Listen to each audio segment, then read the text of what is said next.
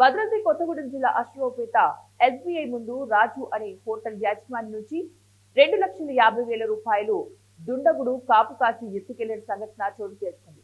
తెలంగాణ రాష్ట్రంలో liquor shop టెండర్లు జరుగుతున్న నేపథ్యంలో రాజు అనే హోటల్ యాజమాని తన అదృష్టం పరీక్షించుకోవడానికి ఎస్బీఐ అశ్వపేట నందు చలానా తీయడానికి వచ్చాడు.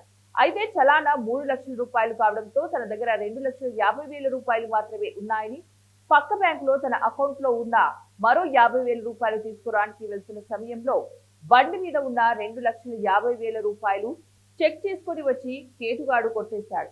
అయితే ఆ దొంగ ముందు నుంచే ప్లాన్ చేస్తూ ఉన్నట్టే సీసీ కెమెరా విజువల్స్ స్పష్టంగా కనిపిస్తుంది. బాధితుడి ఫిర్యాదుతో కేసు నమోదు చేసి పోలీసులు దర్యాప్తు చేపట్టారు.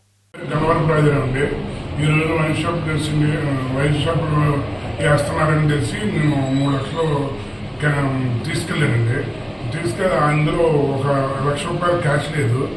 అయితే బ్యాంక్కి వెళ్ళేసరికి చెక్ బుక్ కావాలన్నారు. చెక్ బుక్ కావాలంటే నా దగ్గర చెక్ బుక్ లేదంటే సరే దీని మీద 50,000 వస్తాయన్నారు. ఆల్రెడీ నాకు 2,50,000 ఉన్నాయి. ఆ 50,000 కోసం నేను ఆ బ్యాగ్లో పెట్టిన 2,50,000 ఎవరో దొంగలు దిగలేరండి. ఇది నన్ను కొద్దిగా మన ఎస్బీఐ ముందండి, ఎస్బీఐలో పెట్టానండి. ఎస్బీఐలో పెట్టి నేను బయటకు రావడం చూశాను ఆ దొంగలు.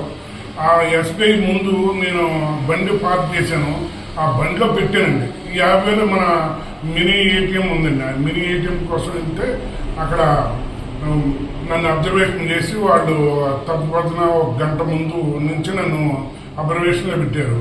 అబ్జర్వేషన్లో పెడితే నేను చూసుకోలేకపోయేసరికి వాళ్ళు నేను ఎప్పుడైతే ఈ అమౌంట్ తీయటం బ్యాగ్లో ఉండటం చూశారు. వాళ్ళు చూసి వాళ్ళు కాల్ చేస్తారండి. దొంగ నేను చూడలేదండి. ఈ సీసీ ఫుటేజ్ల ద్వారా మన బ్యాంక్ మేనేజర్ గారు సీసీ ఫుటేజ్ తీయటం వల్ల అది వాళ్ళు క్లియర్గా కనబడిందండి.